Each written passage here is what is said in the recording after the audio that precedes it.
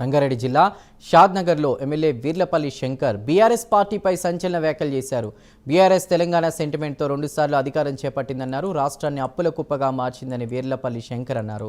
కాళేశ్వరం కూలేశ్వరంగా మారిందన్నారు. గత ప్రభుత్వం ప్రాజెక్టుల పేరుతో ప్రజల సొమ్మును దోచుకుని తెలంగాణ భవిష్యత్తును నాశనం చేశారని విమర్శించారు.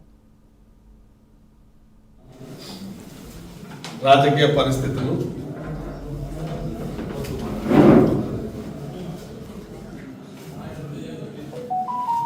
ప్రస్తుతం సంక్షేమంలో ఉన్న ఒక పార్టీ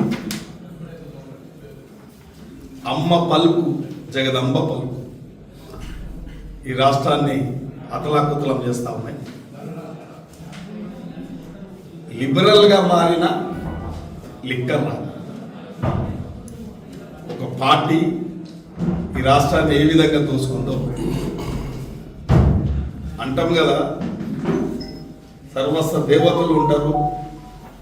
అప్పుడప్పుడు ఒక దుర్మార్గాన్ని కానీ అన్యాయాలను కానీ అంచువేతకు దేవుని రూపంలో కొందరు పలుకుతూ ఉంటారు. అప్పుడప్పుడు పలుకులు. కాబట్టి ఈ రాష్ట్రం